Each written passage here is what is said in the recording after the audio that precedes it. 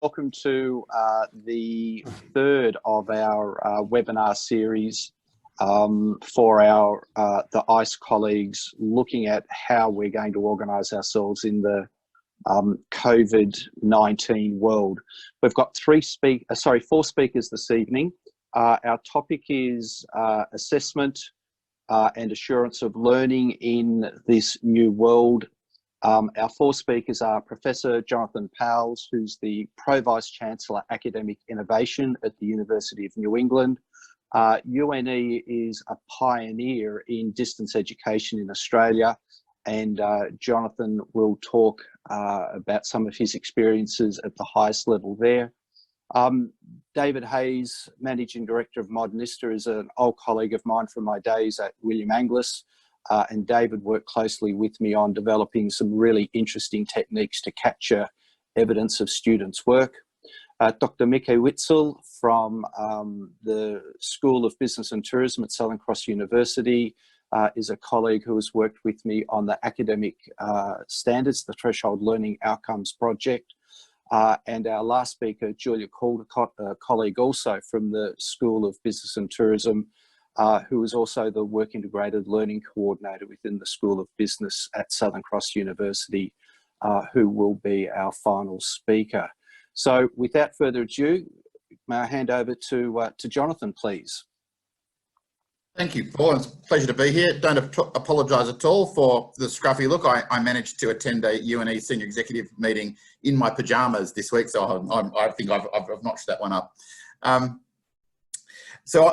I would like to talk to you a little bit about my experiences running the area of the university responsible for online exams. And while I'm really happy to talk about some of the technical details, and it's a very interesting topic, I'd actually more like to talk in my 8 minutes about how our process of introducing online exams has really radically deconstructed how a lot of our academics have been thinking about assessment from the ground up.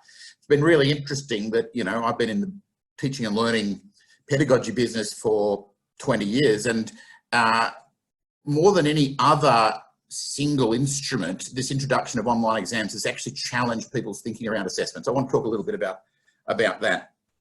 Some background, we actually started piloting online exams in 2017.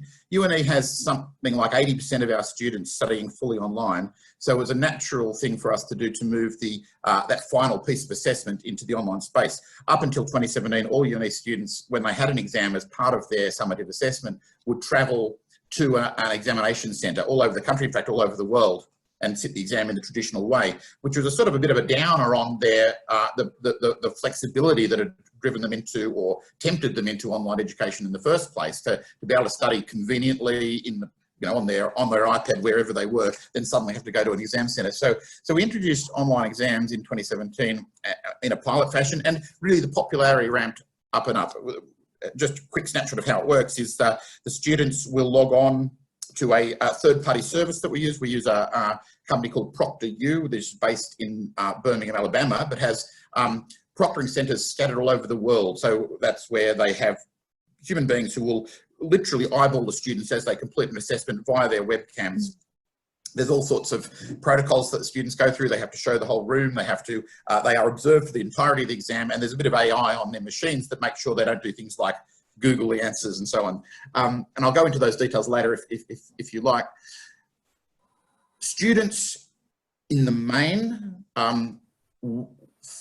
treated this notion with some caution. The students were a bit concerned that the technology would be reliable, and they're also concerned, and they're increasing, you know, they remain concerned a little bit about the big brother aspect of someone taking control of their computer and taking over their webcam. And so that's one of the cultural issues that we've had to deal with. It's fair to say that at the beginning it was more the staff concerns that we had to deal with, and we had the predictable concerns about the technology, about whether or not an online exam had the same levels of academic integrity attached to it, what are the likelihoods that students will cheat. And I guess this was the first area, as we sort of worked through staff anxieties about this, that really began to be interesting from a cultural point of view. we started to talk with our staff about how any assessment entails a degree of risk, and what it's all about is really risk, your risk appetite. People have cheated in assessments from time immemorial. People cheat in traditional face-to-face exams. It's about $1,500 apparently in the going market in Melbourne to pay someone to get themselves your student card or a copy of their, a fake student ID, go and sit an exam on your behalf. It's pretty expensive, but it happens. About 1.5% of exam sittings in a traditional face-to-face setting involve students cheating, we believe. Now, that's no higher in the online setting. In some ways, it's actually harder to cheat in the online setting. But one of the cultural aspects of all of this was academics beginning to accept that you're never going to eradicate cheating. You just have to set assessment. You have to package up your assessment with an understanding of the risk that entails. Obviously, a huge amount of assessment. We take the students' honour and word for the fact that the work is their own. We put some, in terms of assignments and dissertations and so on. And there is a fairly rife breach of the academic integrity contract and of trust around those items, and we accept that. But for some reason, this word exam has this hallowed, exams are absolutely sacred as ensuring that they are the work of the student. And actually, one of the things this online exam process started to do is to deconstruct that concept of, what exactly an exam is. So over the 2 years, as take-up became very enthusiastic amongst students and extremely enthusiastic now amongst staff, what we observed is once both parties had tried it out, they became very quickly converts for the flexibility around online exam. And if you start running the word flexible and exam together, you start to see how the concepts start to get a bit muddied. So what do I mean? Are exams things that are sat all at the same time? No, the senior executive just today made a resolution that an exam would be something that is available during a 24-hour period. That's actually been the case for years and years at UNE. So while we have a traditional face-to-face or exam hall-based examination process, we teach students all over the world, and we don't make the students in London, in our exam centre in London, go and sit the exam at 3 AM because that's the same time as the students in Armidale are sitting the time. We accept the risk that the students in Armidale might have transmitted some of the content of the exam questions to London, but the risk is pretty low. So exams aren't some things that are set all at the same time. And what we've found particularly good during the COVID crisis is the students have absolutely loved the flexibility of being able to pick within a 24-hour period when they can sit the exam. If they've got a bunch of kids at home, they're homeschooling between 9 and 12, they can sign up for the exam sitting at 4 PM, whereas other students want to get it over and done with at 9 AM. We tend to have exams online that have question banks rather than just the same sets of questions. And that does minimise the risks around student sharing. So if someone sits, in a multiple choice exam, if they have to answer 20 questions out of a bank of 150, the chances of any two students having the same package of questions is quite low. And of course, the technology forbids things like screen captures or any sort of downloading of files and sending it to other students. If we catch a student doing that sort of thing during the online exam, they are flagged as having breached the exam conditions. So there's one example in which the flexibility of the online exam has been very advantageous, that the students don't have to sit the same paper, the students don't have to sit it at the same time, they're certainly not at the same place, they're in their homes. So what all of this has done is actually started to, as I say, deconstruct how our academics are thinking about exams, even to the point now that the veterans are stopping even talking about online exams. They're talking about invigilated assessment tasks, and they're using all sorts of creative ways of just that added surety of having someone eyeball the student as they complete the task, but actually the tasks that they're getting them complete are very personalised often now, or they can be done, in some of our courses, the students can elect when to do them across a two-week period, and they're doing things that, there might be interactive question answer type activities, things that go far further than the traditional concept of what's allowed in an exam. So what we're actually finding is that it's it's leading some of our academic staff on a journey away from that very conventional summative all at once in an exam hall approach to final assessment. And what we're actually seeing, and this is welcome to be frank as a teaching learning specialist, we're seeing a drop off in the notion of that final summative hurdle assessment. And we're finding that the process of engaging with the online exams is actually flexing up and creating some real opportunities for innovation and different types of assessment on behalf of the academics. And it's amazing to me that it's been that instrument of the online exam rather than, you know, a dozen teaching and learning seminars that have caused that maturity and innovation around assessment approaches. So for me, it's the cultural impact that it's made. It sure is convenient to have that technology up our sleeve when COVID hit, I can tell you, and we're really well positioned because we just, of course, we stopped all face-to-face exams for this trimester for the first time, but we've hardly had a murmur about that because the pilot was so well established. I think that's my 8 minutes up. I'm really happy to talk about any of those issues in the question. So thank you very much. Terrific. Thank you very much, Jonathan. We're actually going to run a quick poll. Jane and Elise, you are going to pop it up. Just a quick question for all our participants to, would you contemplate using online exams, particularly as the way Jonathan has described them? We'll just capture some data from colleagues and then we'll share that with you during the Q&A at the after the presentations. So I'd now like to move on. Jane, how long will the quiz stay up? We can leave that up until Q&A if you like, but we've already had nearly 50% of people answer. So as soon as we've had 100%, I'll close it. Okay, thank you very much. I just don't want to distract from David's presentation. So our first presenter, Jonathan, has spoken about the use of the technology for a traditional cognitive style assessment. David's now going to talk to us about his experience with some of the more practical style assessments. Over to you, David. Thank you, Paul. Good evening, everyone. Thanks for having me here this evening. It's a pleasure. I'm going to share my screen, if that's okay, Jane, so I can show some stuff and talk at the same time. It's probably going to be easier to explain what I'm doing. So we built a product called, if I can just find it here. There we go, Zoom. Okay, called Jungle Cat. We started out about 4 years ago doing workplace assessments for William Angliss over in South Australia with their butchers.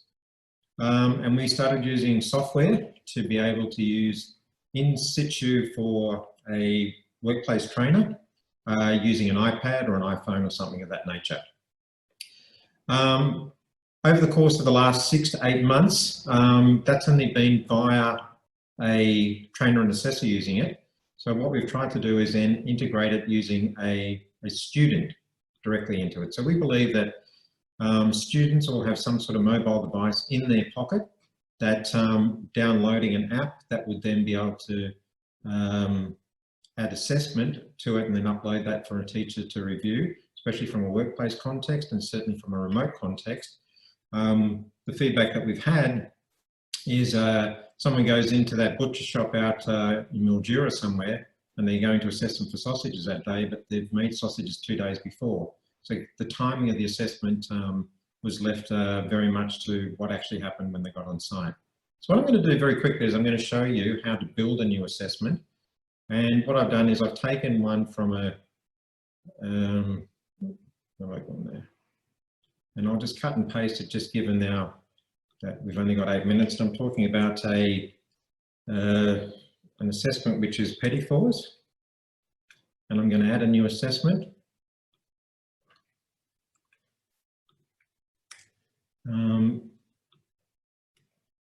Sorry, I just cut and pasted the wrong thing. So David, can you type and talk at the same time? Yes, yep, I can do that. So basically what I'm saying is we give the assessment a name, we give it a quick description, and then we save. We put a due date in it, which I'll just put for the 30th of April at the moment, then we can save that.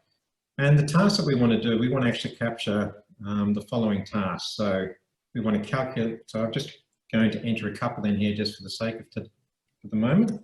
So I'm just adding a couple, and I'm going to say that we want to capture this via video. I'll just do maybe 2 or 3, just so that you get a sense of what we're doing to set it up. Sorry, David, my question was more about, can I pop a question to you as you're typing away? Absolutely. Okay, all right. So this has clearly been lifted out of the Certificate 3 in Commercial Cookery for apprentices, but there's really no reason why it can't embrace anything that we would get our students to do in the higher ed space. That's correct. So, and then we could add files for more detailed in terms of what we'd want to give an individual or a user, what they actually need to do. So we've said we want these 3 tasks done. Here's a file with a bit more information. We're going to save and publish that.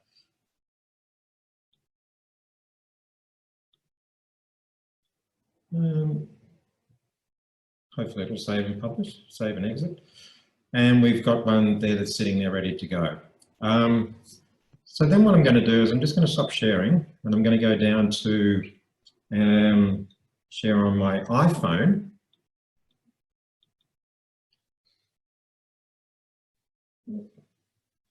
Which hopefully you guys can see my iPhone just come up on the screen now. And I'm going to go to the app that a student would look. So I'm now looking at it from a student point of view. So they would click into, okay, so small little glitch there. But I've done, normally that assessment that I've just created would be sitting here, published, ready to go.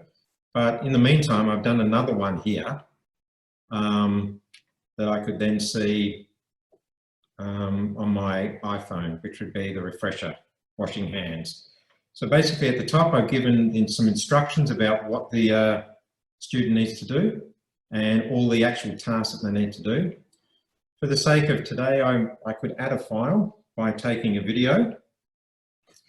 I could just scan around the room in this context and just add it up there.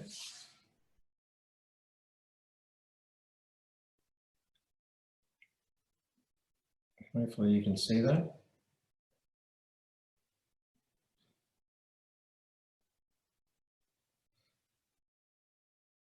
And I've added a video, but for the sake of today, I've added another video which is already showing somebody washing their hands. Right here, lathering that through. And as I play it, I can add a marker there and record that marker against the actual task.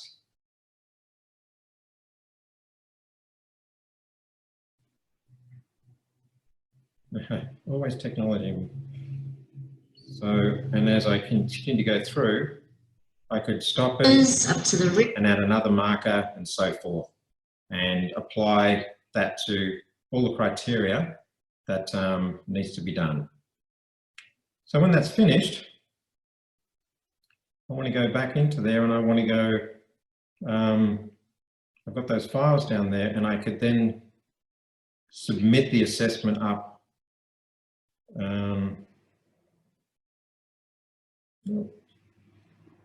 Sorry, get out of that, sorry.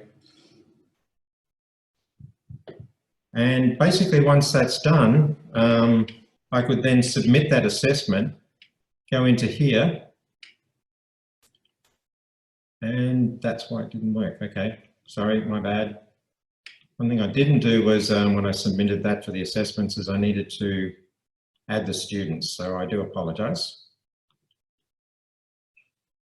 Okay, so back to sharing that screen.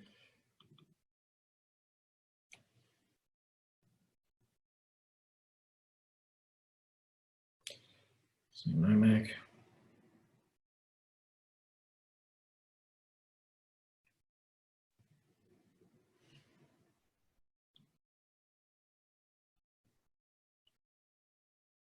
Okay, so I do apologize that basically the end of the day is that basically once a student has completed all these tasks and put a marker against each one of these video codes, it will then go up for the trainer and the assessor to assess that bit of work. The other thing that we've done is we've also done it from a trainer's point of view in the workplace or in the classroom. So in that context, this is a lot of the work that we've done with William Anglis over the last 4 years. And I'll do this one on the iPad just so that you can see it a little bit clearer. We've got an iPad here where we've got some attendance being taken. We can add evidence to this particular student by using and leveraging an iPad. And in this case, I'll just, I'll use a video. I'll take a bit of a video going around. Okay, retake, sorry. I'm just going to just go quickly around the room. Doesn't matter what I'm taking. Use that video. And then what happens is as part of their training and assessment strategy, once they've taken the video, it needs to be linked to one of the 3 assessment pieces that they've been asked to do. In this case, I'll do demonstration. And what happens is every time there's an interaction with the student from the trainer's point of view, it creates an activity on this table. So in this case, oral is the trainer. This is the video. It's going to demonstration, which is a part of the assessment for this unit based on the training and assessment strategy. And the assessment documents are here for the trainer to reference as well.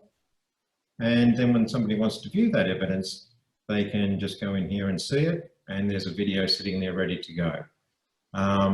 And then it's about them making a judgment from that point forward about whether they can deem that student competent.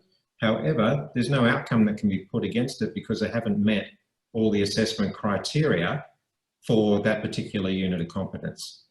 So to match that on the activity log, there needs to be at least once a demonstration, a written response and a workplace performance, and that needs to be matched on this demonstration activity table down below here. Now what this is all happening live. So once that's done, somebody back at a desktop or somebody else in the organisation can see that. And it's also pushed overnight to a server file that the student could then log in and see that particular evidence that the trainer and the assessor has taken. But this one that I'm showing you here on the iPad is really with the trainer and assessor, whereas the other one that's on the iPhone is really for the student to interact and send assessment up for the trainer and the assessor to assess and give feedback on it.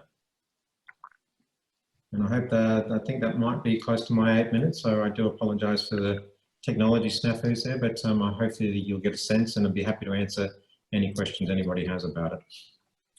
Terrific, David. Thanks very much for that. The key takeaway for me in that is that the academic staff member can establish the assessment activity and the marking rubric and the points of assessment, push that down the line to the student on their iPad or their phone or whatever it might be. The student is then responsible for capturing the evidence and then pushing that back up the line to the academic for assessment. And so, and then after assessment, there might be some feedback that's then pushed back to the student. Yeah. Okay. All right. I'll take that nod. Okay. So thank you very much, David. So we've had 2 presenters who have spoken about using the technology to overcome the challenges in a sort of traditional way, although Jonathan certainly gave us some food for thought about new approaches. I'll now ask my colleague, Mika Witzel, to talk to us about the threshold learning outcomes and the need to keep our eyes on the key element of graduate outcomes. Mika. Thank you. Thank you very much, and welcome everybody from dark Northern Rivers, Australia, on the east coast of Australia. I'm sitting in a 120-year-old farmhouse. I'm very happy to use technology to talk to you. I'll just share a PowerPoint that I made for you. I won't put it on big screen because it tends to tangle my computer up, but I'm going to talk about constructive alignment and effective assessment in this pandemic landscape. We know what pandemic landscape is, we know what COVID-19 is, but what's constructive alignment?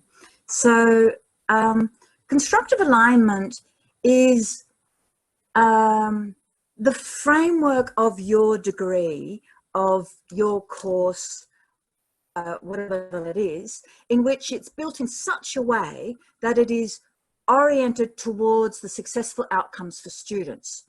And in doing so, you design assessment to demonstrate specific learning outcomes.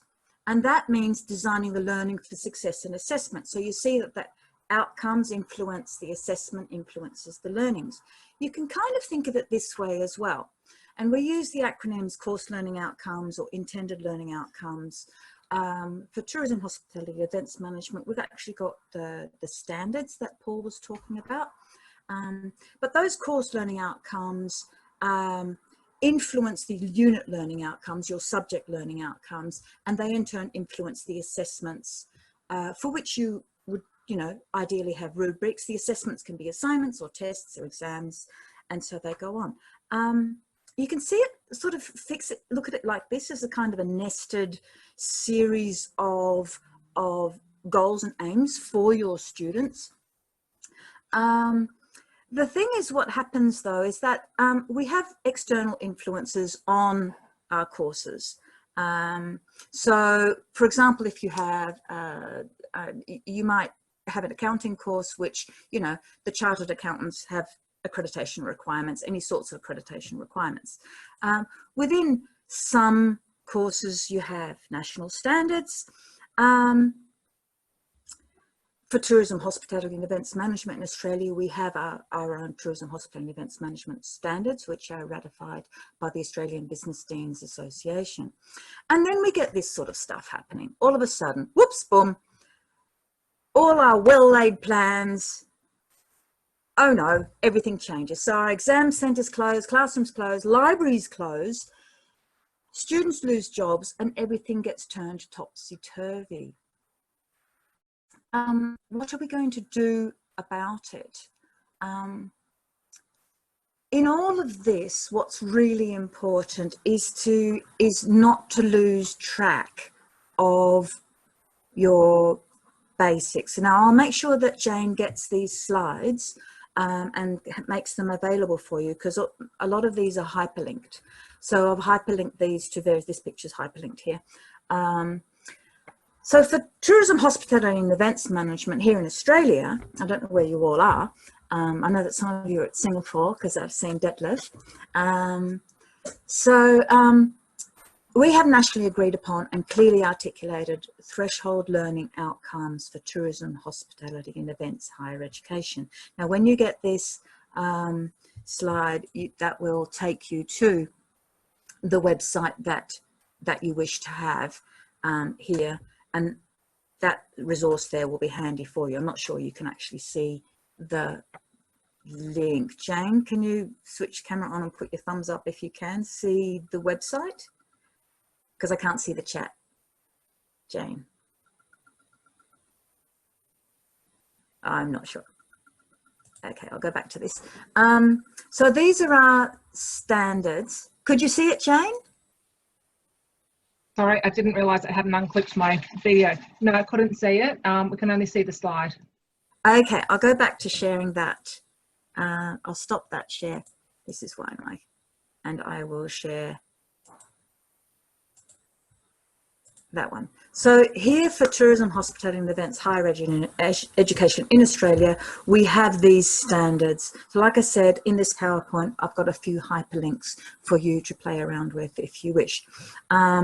And that sets articulated threshold learning outcomes for our students. Now, the threshold learning outcomes are the sort of like the minimum standard of what you want your students to achieve.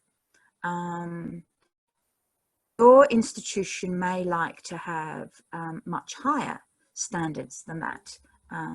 you know, maybe you are the Oxford or the Cambridge of the tourism, hospitality and events management world. And we then call it your intended learning outcomes for your students. So these are the ones, this is the level that you want students to be at a minimum, these standards, these threshold levels, when they finish their third year with their bachelor's degree. I'll stop sharing this one and go back to my PowerPoint. Now these standards that we have for tourism, hospitality, events management, education are these here. So if you have a subject in tourism, hospitality and events management, then you have learning outcomes for that subject. Ideally, they'd want to link in to some or a number or at least one of these, and these will influence the way the course is structured. I'm sharing with you the course learning outcomes, or the intended learning outcomes of Southern Cross University's Bachelor of Tourism Management, which we all worked on together. And as you can see, that column there, that's what we want our students to be able to do at the end of their bachelor's degree with us. On the left of that, we've got our Southern Cross University graduate attributes, which is the university outcomes, and this is how they tie in. Actually, there's a bit of overlap with some of them. These Bachelor of Tourism Management course learning outcomes are very much designed with the tourism and hospitality management standards that I just showed you, those service and experience design, interdisciplinary inquiry. And we also included the TEFI, Tourism Education Futures Institute, that in there because we have a very strong desire to have sustainability as part of our tourism degrees, tourism, hospitality and events management degrees. So you can see this is how we've structured these course learning outcomes, and how they are sort of built with the standards in mind. That's on the course level. This next one here shows you, for Australia again, the Australian Qualifications Framework, which stipulates, so that's an external driver for us, stipulates what our students must be able to do for a level 7 bachelor's degree, which is their year 3 bachelor. So if you look at more or less in the middle there, AQF7 Bare Pass year 3 bachelor should be able to do these things, should be able to do this in terms of the body of knowledge, in this scope, with this context, in these contexts, and the level of autonomy is here. That's in year 3. If you're designing assessments, that's the sort of level that you're aiming for, and this is what helps you develop a quality framework. However, if you're designing assessments for your first year student, they don't need to be there yet. They need to be over here, down here. So not quite as fine-tuned and as extensive, as ambiguous, as extensive as the year 3 students. So year 1 students, and I'm using this year 1, year 2, year 3 quite liberally, because a lot of our students, of course, are doing part-time and they're not in their first year. They might have previous experience, etc., but in general terms. So that's what's happening there. So when you're designing these assignments or assessments, it's good to keep these in mind, because you've got to target them to the right level. So in any case, whatever you create in terms of assessments, and you may need to be recreating assessments because of the COVID landscape we're in. You may decide that the exam isn't the best thing for your students. So you need to rethink this. These blue ones are all hyperlinked to the specific sites that shows you these exemplars and these examples in full. So by all means, if these are useful for you, please do access the PowerPoint slides and click on them. It'll take you to that particular site. So here we see, this is an example of an assessment meeting the intended learning outcome, the course learning outcomes in this situation. This is for a hotel management degree, and the particular learning outcomes that these were looking at was collaboration and problem solving. So for collaboration, the outcome is that graduates will be able to work together with key stakeholders, convey knowledge and ideas effectively in unambiguous contexts. So their assessment task is that the students had to conduct a hotel industry analysis in teams of 4, analyze the hotel industry using particular data, using the Smith Travel Research data. They also had to engage in problem solving, which involved applying cognitive skills to collect, analyze, and synthesize information to develop solutions and evaluate outcomes. And in that case, they had to complete a case study analysis about the global hospitality industry. Now, those links take you to some really interesting assessment examples there. Those assessments also come with a rubric. I'm not going to go into details about rubrics today because that would take too much time, but here's an example of the rubric that went with that assessment that I just showed you about the hotel management. So back to you. Your situation might be that you're going to have to maybe rethink your assessments for your students. And in any case, it's always good to do that, even without a COVID virus dragon breathing down our necks. In any case, always consider the basics. Do the assessments align to the learning outcomes? Are they a mixture of discipline, specific and generic skills? Do they cumulatively develop learning outcomes? So are they geared to correct, are they geared to meet the needs and requirements of first year students, and then a bit more for the second year students and a bit more for the third year students? And are the assessment rubrics mapped to the learning outcomes? So considering for yourself alternative assessments, a good thing to start with is what is in the student's best interest. Is it formative or summative assessment? And as Professor Jonathan Powell said, you know, it's really interesting that they've seen this shift away from the concept of an exam to the concept of an invigilated assessment, and a reduction or a decrease in final semester hurdle assessment. You don't want who's the assignment for and what's the best students' best interests. These questions you can contemplate. What is it you want to assess? Content knowledge, ability to apply the knowledge, or both? Do you want to assess a product that they produce or the process they went to produce it?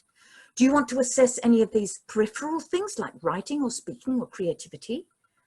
And is it important that it's time constrained? These are all questions that you can ask yourself, but only you can answer these for your students. Whatever the alternatives you have, they must be meaningful for the students, they must make sense to the students, and they must be constructively aligned with the outcomes of your course and your degree. Here are some examples of alternative assessments that you might want to consider in the COVID landscape. And in doing so, you might be getting yourself out of your comfort zone, engaging in perturbation, as they call it, in exploring other kinds of assessments that might work better for your students. I've included some links there for you in case you wish those. That's this one here, the online learning resources, leads to a whole series of best practice on establishing online learning for you. There's a toolkit there. They're all based on quality assurance and constructive alignment and good practice in designing curriculum. So that's it from me. Dr. Mika wishes you all the best in these pandemic times, and I'll stop sharing. Terrific. Thank you very much, Mika. Very comprehensive. We'll keep moving on. Julia, you ready to rock and roll? You there, Julia? Yes, I am. Sorry. Terrific. Okay, and you'll share your experiences with work integrated learning. Thank you. Yeah. So thanks very much for the invitation. Nice to join you all from wherever you are in the world. So I thought I'd just give an overview of our work integrated learning program and then how we've responded with the COVID-19 situation that we're facing now. So as many of you might know, Southern Cross University was one of the pioneers in tourism and hospitality education in Australia, and we've had a long internship, or now we've renamed that to be a work integrated learning program. I'll just focus on the undergraduate students. We do have master's students. Their program is slightly different, and that's the work integrated learning program is an elective for them rather than the core, which it is for the undergraduates. So our program, our WIL program, is embedded across the 3 years. In the first year, we introduce ourselves and the program to the students in mostly a voluntary capacity, but often going into other units such as Mika's communications unit, and we meet the students there and get them thinking about their internship and what they might like to do with their career in the future. In the second year, we run a preparation unit, so that focuses on career development theories, organisational behaviour. We do some personality profiling, so really trying to equip them to source their own internship placements, which are done as a capstone experience in their third year of the degree. And so then the placement is the main part of the work integrated learning program, and as I said, that's generally undertaken in their very last session of study. That's situated at the end of their degree, so quite often the organisations do allow the students to, or do want to retain the students in a paid ongoing role, so it's a nice stepping stone into employment.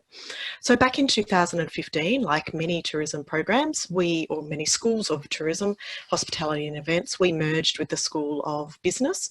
So within that, we had multiple work integrated learning programs or units. So we had one for the tourism and events and hospitality students. There were separate units for the business students and others for the internship. So we consolidated those, and I guess because ours was a more rigorous program and it was core for our tourism students, we were the ones left standing, so our units were retained. So still the tourism, hospitality and event students complete the core work integrated learning program. Business students and IT students do have the choice to do the professional development unit, which is that preparation unit, and the internship placement as well. So those numbers are steadily growing. A lot of them are taking that preparation unit. Some don't have the space left in their program to then take on the placement. But I guess that meant that we needed to rejig the assessments and some of the content to make it a little bit broader, so it wasn't so discipline specific. The focus really of our work integrated learning program is on the individual. So we say that you can learn to work and you work to learn as well. So that's really the underlying premise, and there's a lot about the personal transformations that the students undertake when they're on their placements there. We have in the internship a range of assessment items. Some of those were covered by Mika, and so that usually includes a learning plan. So the students set learning goals for the placement of what they want to achieve. They do a critical incident, the learning plan is written. Then they do a critical incident report, and that's a telephone conversation with the lecturer, which is timed at a specific point of their internship, generally between weeks 2 and 4 of their placement, because that's a nice touch point where quite often the wheels might be coming off a little bit. Some of the gloss has come off the placement. So it's a good time to touch base with them to make sure that we can assist them and support them during the next part of their process. So the undergraduate students most of them complete a 14-week internship. Some of the business and IT students do half of that, so the 7 weeks there. So the next assessment item is a video where they do a bit of an orientation, talk about some challenges and highlights that they have undertaken or come up against in their placement. The next assessment is a major report, so they're asked to comment on the organisational structure, the culture, what their role is, and the personal and professional development that they've undertaken there.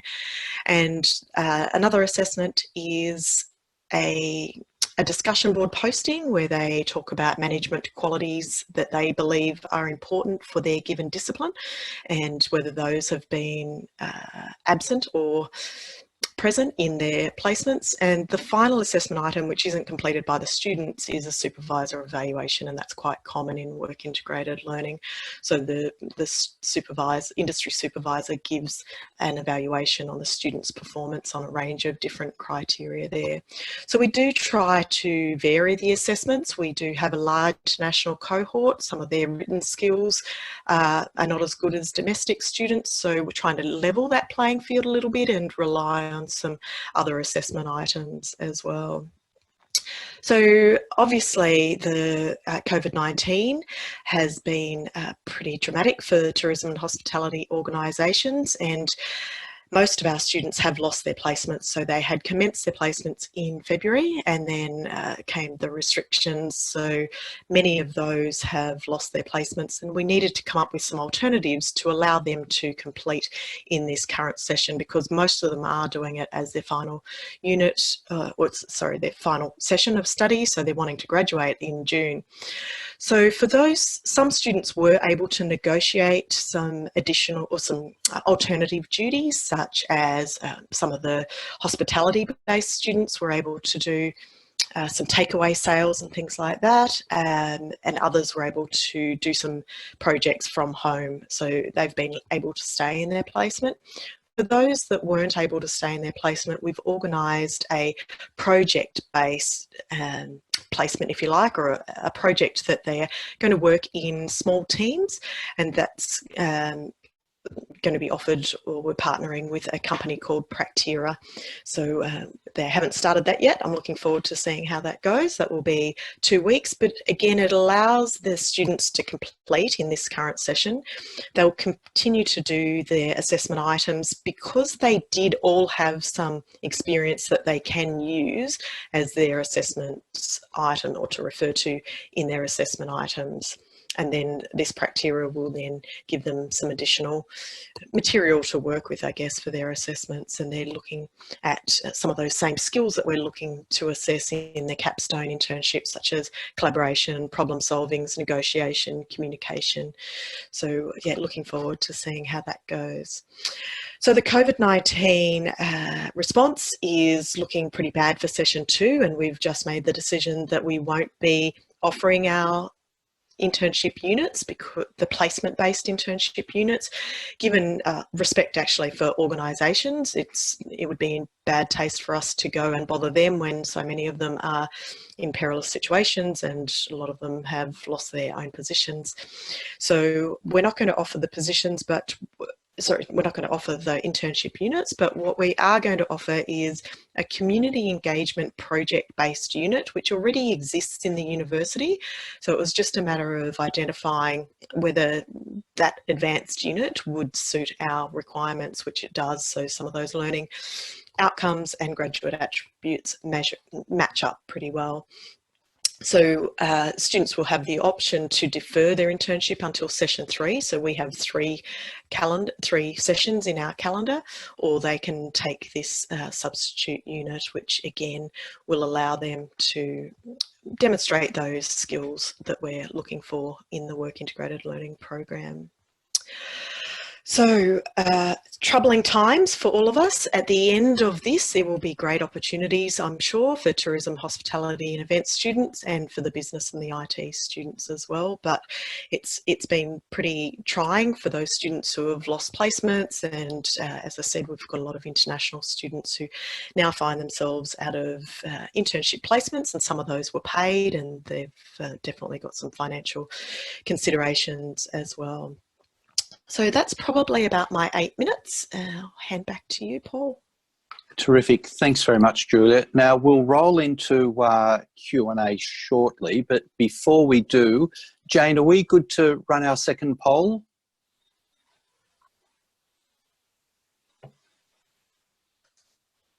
You there, Jane? Getting out of all my screens. Yes, there's the results for the first poll. I will attempt to run the second poll. Sorry, Paul, I need to finish that poll. Okay, all right. So there we go. So Jonathan, 93% of our colleagues, and how many have we got online? 92 people? Yeah, with 92 people registered. Okay, and 50+% of those voted, and 93% of those. So awfully close to half of the people sitting in this evening would contemplate an online assessment in the sort of classic style that you've outlined, Jonathan. I'm now going to ask you all if you could turn your mind to thinking about the use of personal devices, particularly with regards to practical assessments, the sort of things that David spoke about, and we'll pop that little quiz up there.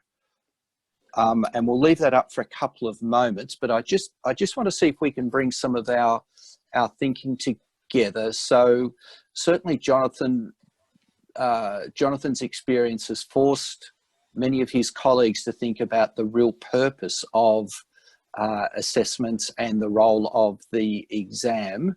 David's given us some clear ideas as to how we can think about the more practical-based activities. Mika has drawn us back to our fundamental thing, which is the assurance of learning of our graduate outcomes. And Julia has also alerted us to the fact that some of these activities aren't necessarily situated explicitly in hospitality and tourism, but can be found in other settings, including a volunteer setting. I'm mindful that many of our member institutions make a very strong position in the market about their engagement with industry and the students gaining experience in the industry. That's going to be challenging given the circumstances that the industry is confronting at the moment. But we have identified some means in this conversation, and we'll take it further, whereby we can at least still achieve the intended learning outcomes for our students without necessarily having them working in hotels, bars and restaurants. I'll leave you all to respond to the quiz that's up there at the moment, but we've got a note in from Scott Richardson, who has conducted an online exam just earlier this week. Scott, do you want to tell us a bit about that, please?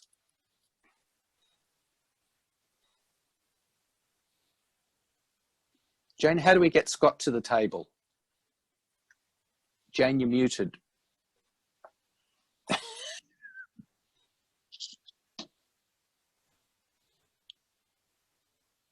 I've promoted Scott to panellist, so hopefully he'll join us any minute.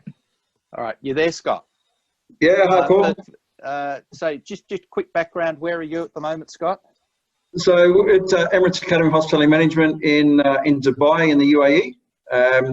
So we've, like many institutions around the world, about 6 weeks ago, had to move fully online. All campuses of all educational institutions in the UAE were closed early in sort of mid-March. So we had to teach the last 3 weeks of our trimester online. And this week we've had our online exams. So similar to Jonathan, we had to get organised very quickly.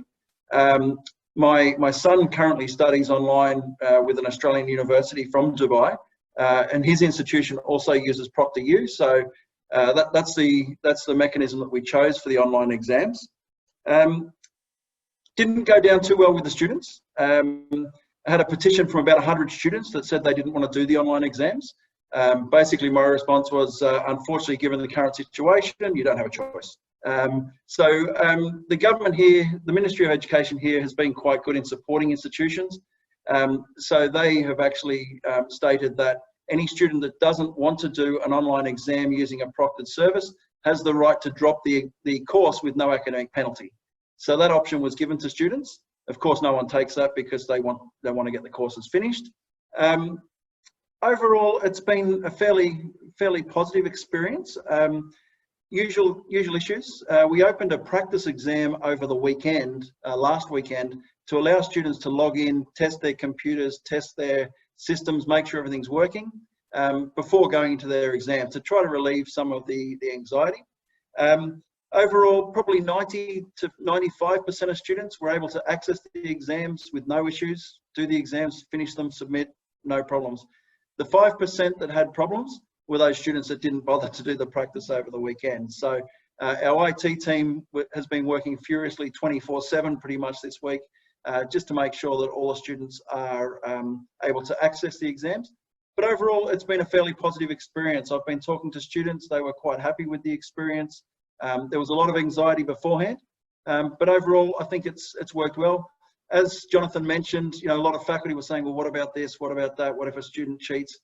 My advice to them is, look, at the end of the day, students that want to cheat will find a way to cheat regardless.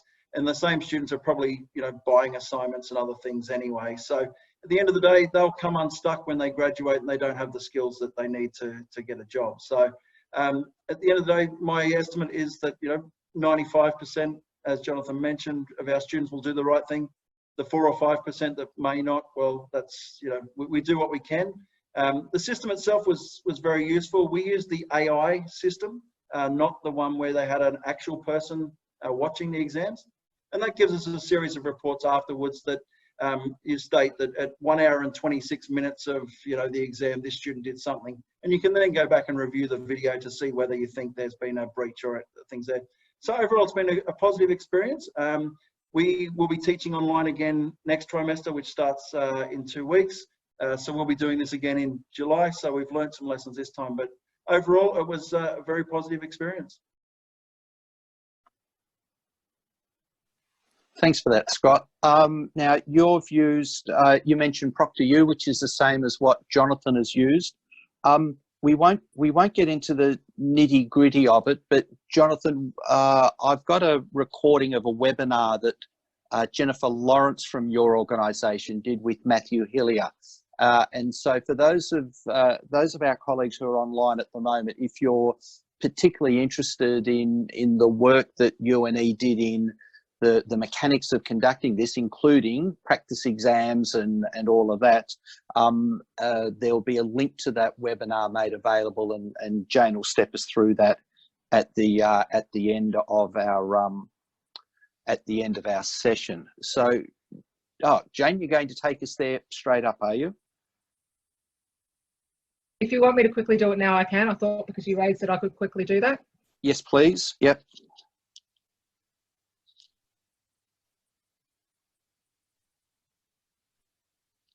Okay, so here we've got the ICE homepage. So what we've created on there is the resources for our members. So if you go what we do, down to the COVID-19 and over to the learning resources.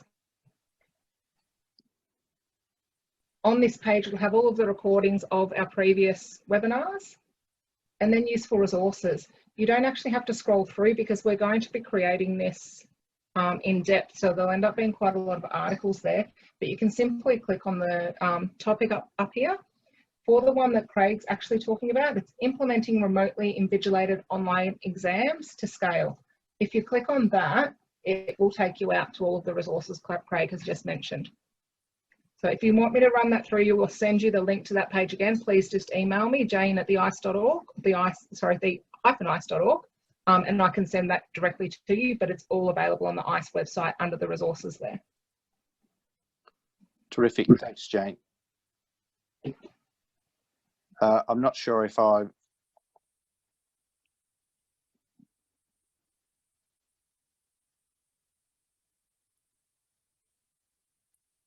about that. I just had a technical hiccup then.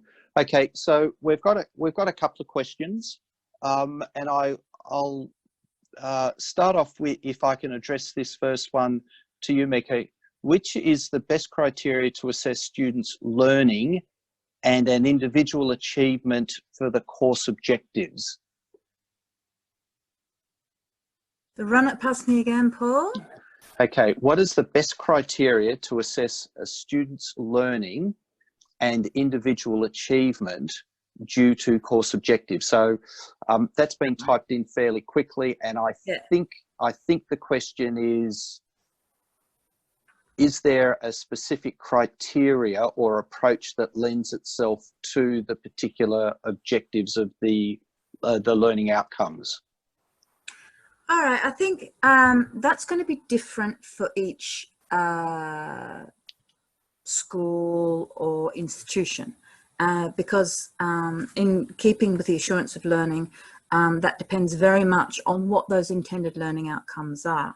So generally speaking, the intended learning outcomes will be anything from, say, 4 or 5 things, 4 or 5 attributes or skills, to maybe 10 or 12 attributes or skills for a bachelor's degree.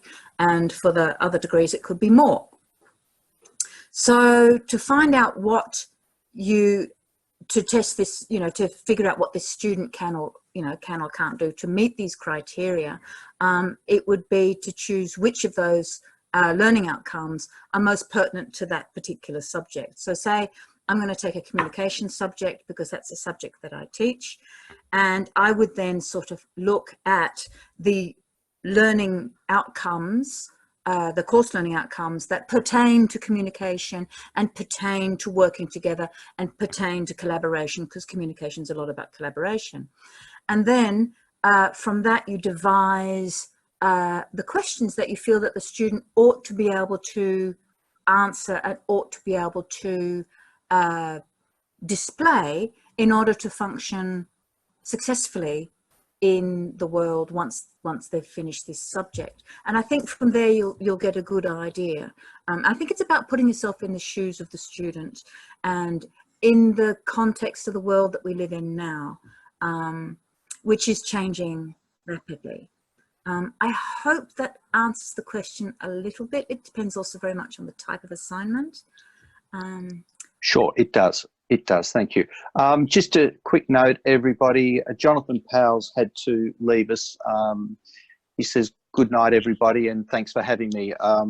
It was really interesting to hear from Jonathan. And what I particularly enjoyed in his comments was this idea that you start this process thinking we'll just move everything to an online exam and that'll be pretty straightforward, and then it raises a level of thinking and questioning that really does challenge your approach to assessment. So thank you, Jonathan. And Mika, thank you for that. There's a question there about online exams and preventing cheating in online exams. I'm going to suggest that the best approach for colleagues who are interested in that is to actually go and listen to the webinar that Jane pointed out, that Jennifer Lawrence from UNE, who works with Jonathan, led. It's a fascinating discussion. Takes about 10 minutes to get up and running, but there's a really, really meaty blow-by-blow description of how they rejigged the exams, so they made exams shorter, so that the issues of toilet breaks and things like that were addressed, and also just that idea of getting students to do a couple of practice exams, so they got used to the technology before they actually sat the exam. But the key thing that I keep hearing from Mika and Jonathan was that You know, think about an assessment activity that really does drive this assurance of learning. How can the student truly demonstrate that they have mastery over what the learning outcome is? Is that a wave, Mickey? Jump in. Yeah, it is. I thought I'd jump in there. I've recently been looking at a lot of the research on academic integrity, cheating, etc. And when it boils down to it, as was mentioned before, there's going to be, any assessment entails a degree of risk. Short of getting personal face-to-face presentations from your students, which even then entails a degree of risk, because the students could have learnt something to quote at you and may not reflect their true learning. But the solution to reduce cheating and improved academic success lies really in building closer and more supportive relationship with students. Part of this means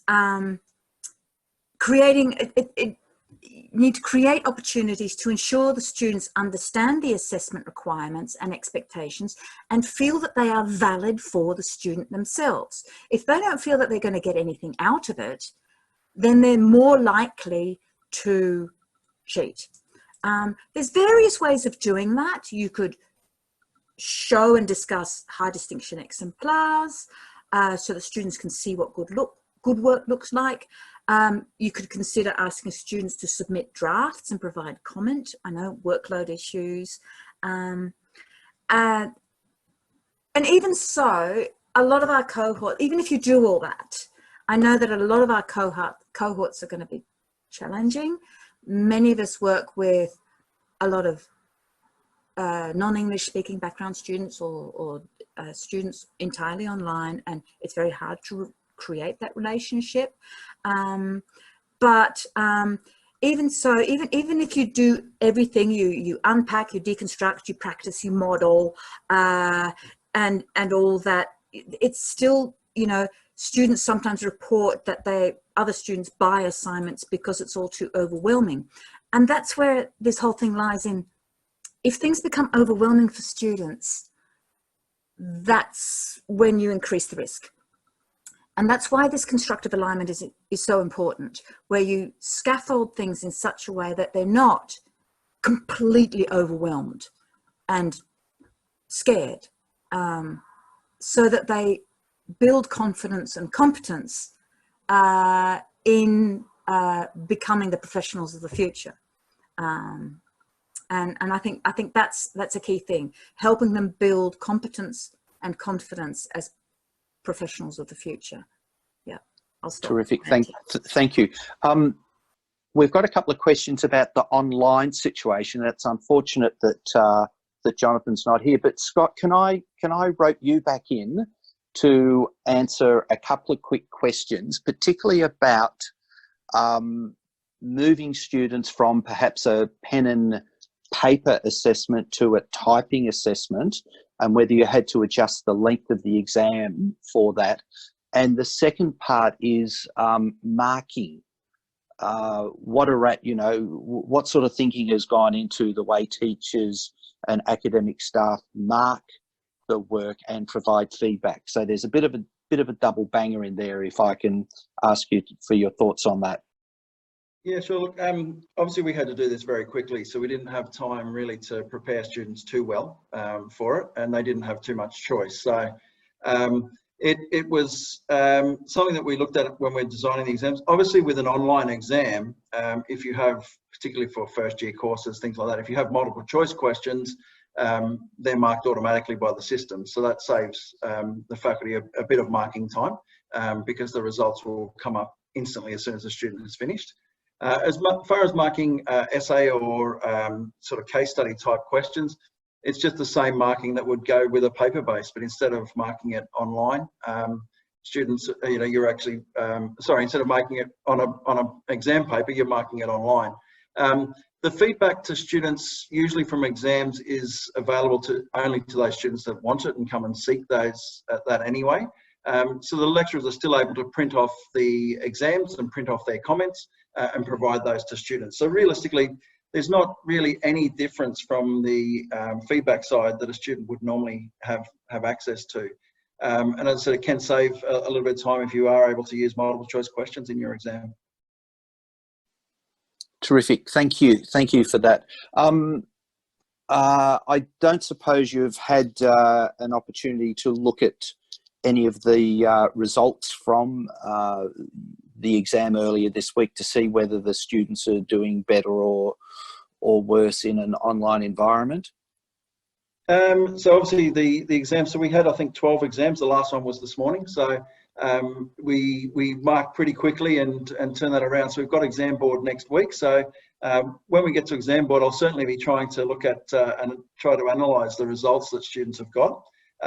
And I can certainly, make that available to Jane, so that if you wanted to share that information, we'll do an analysis of previous exam results and their exam results this time around and do a comparison. You mentioned about time.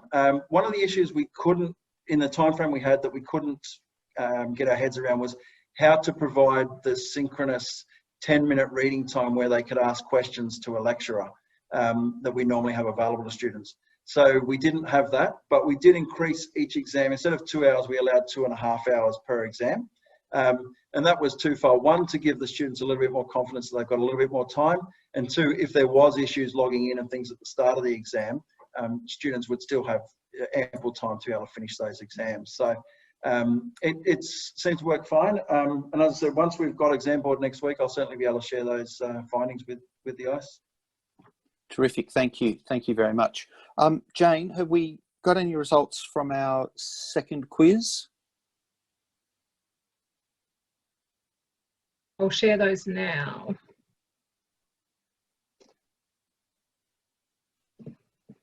You got that through? Yes. Okay. So there's enormous enthusiasm for the practical assessment. That's, again, really good to... can I ask what the response rate was, Jane? 88%. Oh, sorry, response rate... it's now taken that away from me. Okay, no. We've got 51. We've got 51 respondents who have indicated that they would. Okay, all right. One of the things that that could be quite interesting there is this idea of developing rubrics that the students can see on their mobile device. David, can I jump in and just ask you for some thoughts about the sort of time? Now you did a very quick demonstration earlier in the presentation, but is this something that colleagues can get onto fairly quickly? The application that I was demonstrating, is that what you mean? Yeah. Yeah, absolutely. Both are ready to go. What I've got and demonstrated this evening was just in a test environment. So it was just doing something very quickly, and obviously it's a little bit more complex than giving 8 minutes for. But effectively, what we discovered in the whole time that we've been doing this over the last 5 years is that the more information that we can put in the system to be able to tell the student, well, if we're asking you to film yourself or a group of you filming together a particular assessment, and these are the markers that we want to see in that video. And the more that we can clarify what that piece of information is, so that when they come back and review the video, then they can add that marker. But what we also discovered out of it, which was something we didn't expect, is that when students film each other, once they get over the novelty or the scaredness of it, is that they don't want to submit bad work. They will scrap that video and go and do another one. So it reinforces their learning until they get it right, because they want to present their best work. And we found that was a really interesting side note. But the thing is, you go from in the information that comes off training.gov, it's very hard to read, and then to put it into context for a student to read that information is really a skill in itself. But the clearer you can make that about what you're looking for in that video that we want to capture, them showing us, the easier we can make that, the better off we are. So effectively, when we're saying we want you to calculate the weight for wet and dry ingredients, and being very descriptive and very succinct about what that looks like, that makes the job of capturing that on the video, presenting that, putting a marker against that in the video, because no one wants to scroll through a couple of minutes of video thinking, what the hell is this guy doing? But by putting the markers in there, when it comes up for assessment, all the trainer and assessor has to do is go and look at those markers and then be able to add feedback by using the rubrics themselves as a feedback mechanism to say, well, if it's excellent, well, we can give this feedback. And as soon as we submit that feedback and publish it, then the student can see that automatically. But what we then decided moving forward from that was going, well, the student wants to showcase what they've done. They can then cherry pick the best assessments that they've got to showcase their work to a potential employer, to recruiters and those types of things as well. So having the rubrics sort of built into the questions and tasks was an easy way of getting the students very specific about what we're looking for them. I hope that answers your question. Yes, it does. Thank you. Now, Julia, can I throw to you and picking up on this idea of the use of digital and non-text-based assessments? Are you seeing much happening in your thinking, and particularly with regards to the community-based project opportunities for students to make greater use of these sort of digital style media? Oh, okay. Are you there, Julia? I think you're on mute, Julia. Oh, sorry. Can you hear me now? Yes, we can. Oh, good. And you can see my slide? Yes, we can. Sorry, I couldn't get that to work before, but there's some amazing locations that our students, it looks like they could socially isolate there, but they can't, obviously. So there's some of the beautiful locations that our students have done their placements at in the past, but they will be back on track in the future, we hope. So sorry, Paul, back to your question.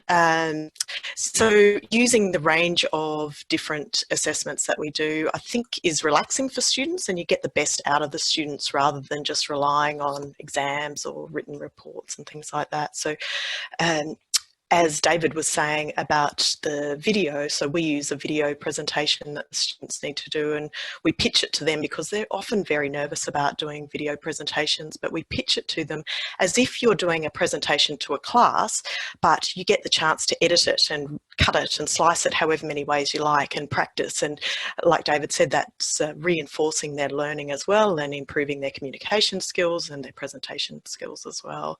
So sorry, does that answer your question, Paul? Yes, it does.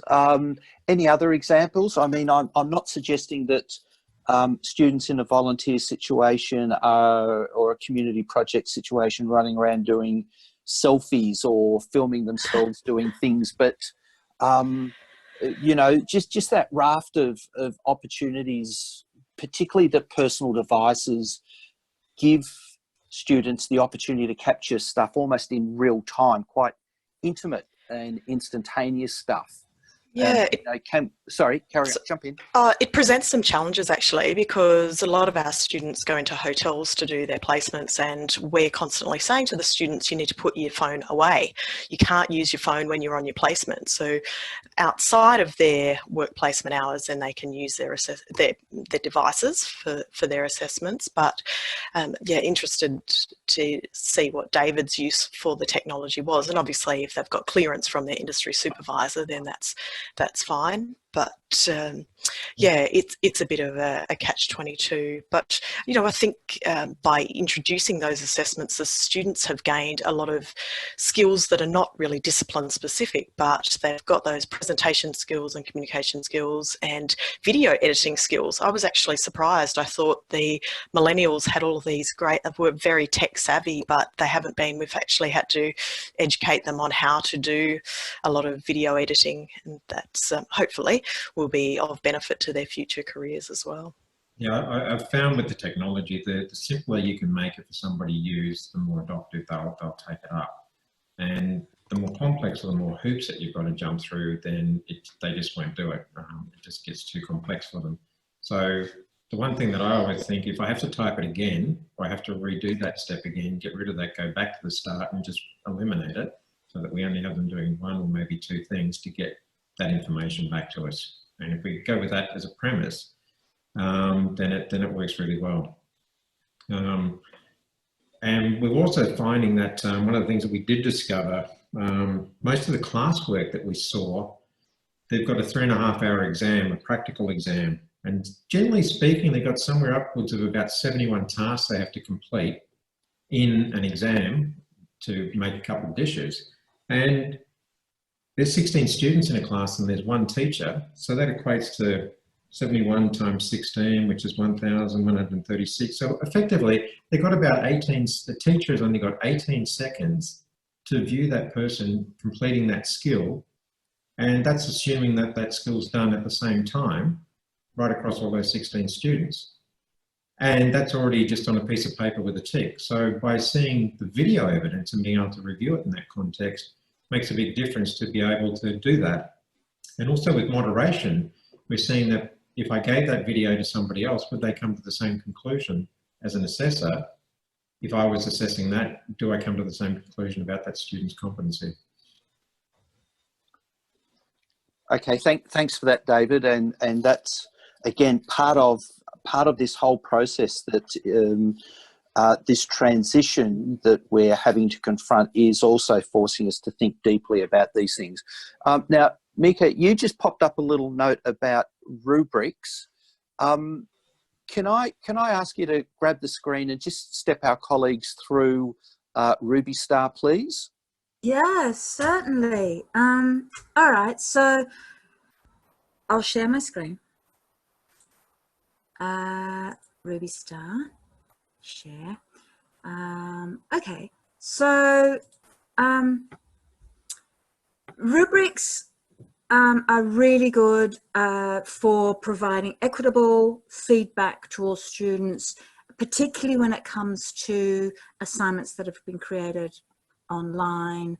You know, if you're transitioning everything online, you'll find that a good rubric, well designed, that meets your needs, is going to make your marking fairer, more equitable, and easier for you.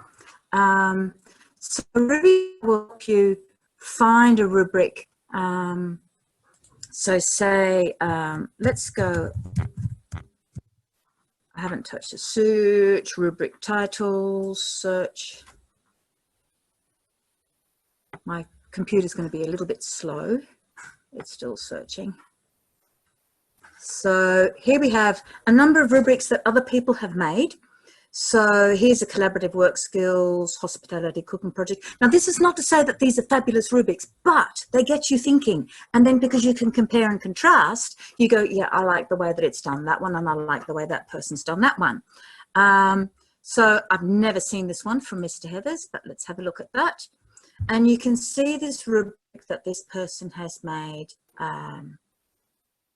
here, which you may like or may not like. There's lots of theories about rubrics. One of the ones that I uphold is that you, in the first column, you put what you really want the students to do, and you put the weak and not so good down the other end. So you want the, you know, the highest level close to the category, because you want them to read that first, because rubrics are a learning device as well for students. If the student sees the rubric, they can see what you want them to do. Because assessment drives learning. Exactly, exactly. Okay, so sorry, I'm just a bit mindful of the time. Can I trouble you to flick that link to Jane? And Okay. Jane, can I trouble you to then pop that onto the resource page, please? It looks like it's rubystar.forteachers.org. Is this the one that you've already sent through, Mikey? Mikey? Yeah, the one that I put on the discussion. I've added that to our list, so Elise and I are on that. Good. Beautiful. Okay, and there's also that rather interesting one that you put up earlier that looked remarkably familiar from some work a couple of days ago. Funny that. Yeah. Sorry everybody for the in-joke, but as part of the Threshold Learning Outcomes project, we're doing some interesting work rejigging the rubrics and getting them aligned right across the the 5 AQF levels in the higher education space in Australia. So there is some interesting work coming down the line on that front as well. Look, I'm very, very mindful of the time. We try and set ourselves up to be out by 7:30. I'm going to ask Jane, can you seize control again and just get us back to that page, because there's a couple of things that I just want to leave with everybody as we wrap up.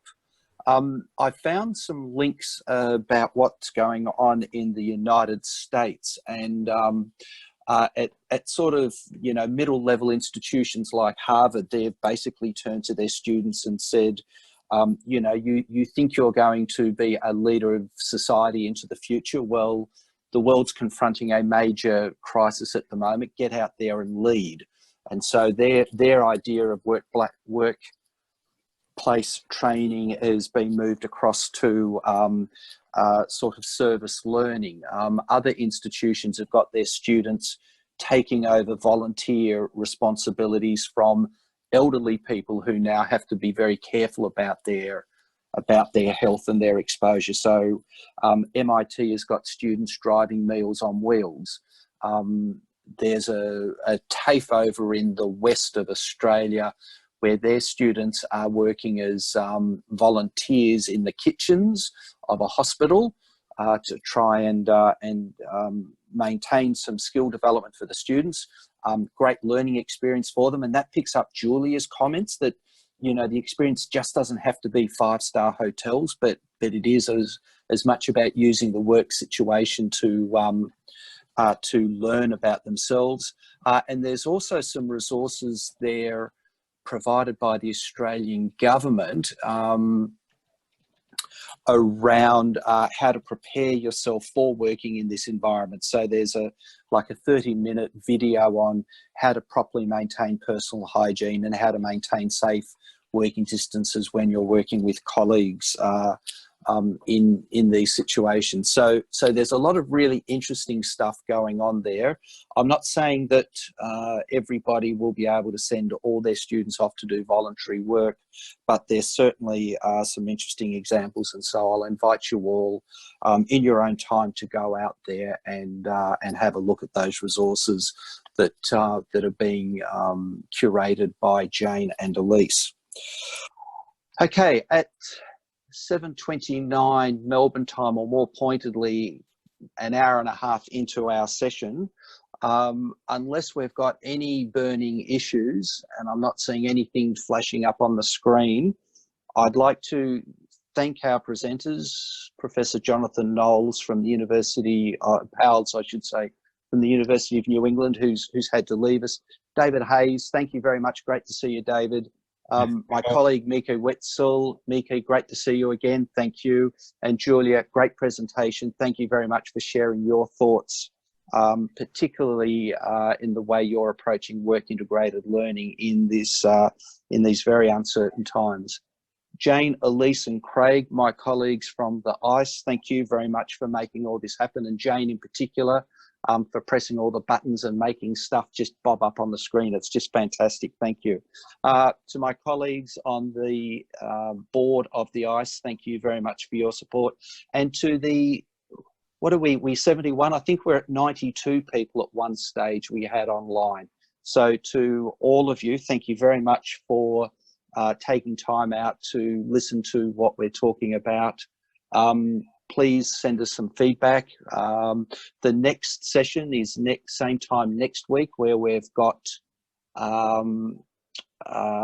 Steve Hood and Peter Russell, who are talking about online simulations and online study that students can undertake in these, again, very strange times.